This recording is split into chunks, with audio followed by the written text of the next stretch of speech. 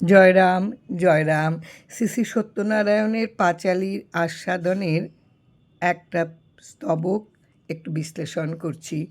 কামাক্ষারে করিণতি ধর্মরাজ জুতা, সসর্প মনসা বন্দ মহেশের সুতা। অষ্টসিদ্ধি নবগ্রহ দশ দিকপাল, বন্দ বর্ণ পঞ্চাশৎ পরম রসাল। ধর্মরাজ যমের সঙ্গে আমি কামাক্ষা, যিনি কামনা বাসনার আশ্রয়স্থল, দেবী এবং শিব নন্দিনী মা মনসা দেবীকে আমার তার সর্পের সঙ্গে প্রণাম নিবেদন করি। অষ্টসিদ্ধি নবগ্রহ দশ দিকপাল এবং পরম রসাল পরম মাধুর্যময় 50টি বর্ণমালাকে আমি বন্দনা করি। এই যে অষ্টসিদ্ধি এক একটা হচ্ছে অনিমা। অনিমা হচ্ছে সাধন ভজন দ্বারা স্বীয় শরীরকে অনুর মতো করার ক্ষমতা, সূক্ষ্মাতি সূক্ষ্ম করার মতন ক্ষমতা। লঘিমা সাধন ভজন দ্বারা স্বীয় শরীরকে লঘু করার ক্ষমতা। একটা হচ্ছে সূক্ষ্মাতি সূক্ষ্ম, আর একটা হচ্ছে লঘু করার ক্ষমতা।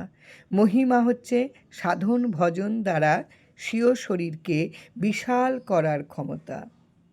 4 নম্বর প্রাপ্তি বা ব্যাপ্তি, সাধন ভজন করার ফলস্বরূপ সর্বত্র গমন করার ক্ষমতা।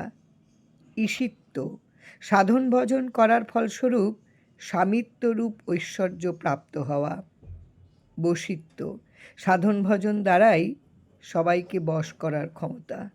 প্রাকাম্য সাধন ভজনে এই সিদ্ধিতে ঐশ্বর্য ভোগ করার ক্ষমতা প্রাপ্ত হয়।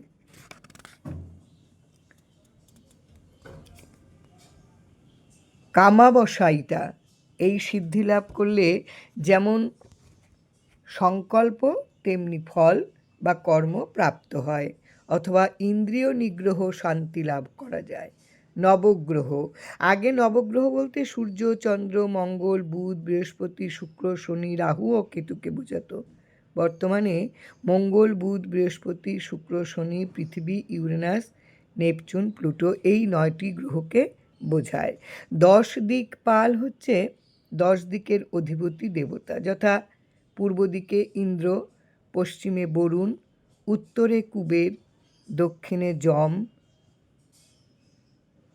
ঈশান পূর্ব উত্তর দিকের মধ্যবর্তী কোণে মহাদেব, বায়ু উত্তর পশ্চিম দিকের কোণ বায়ু দেবতা, অগ্নি হচ্ছে দক্ষিণ ও পূর্ব দিকের কোণ অগ্নিদেবতা, নৈঋত হচ্ছে দক্ষিণ পশ্চিম দিকের কোণে নৈঋত দেবতা, ঊর্ধ্বে ব্রহ্মা এবং আরাধ্য দেবতা অনন্ত।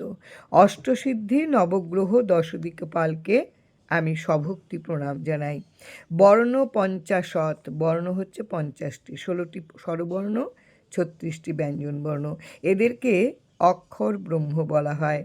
আমাদের কথা বলা, ভাব প্রকাশ সবই অক্ষর ব্রহ্মের সাহায্যে।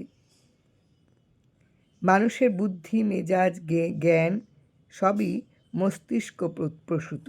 মানুষের মুন্ডুই হচ্ছে ধী শক্তির আধার।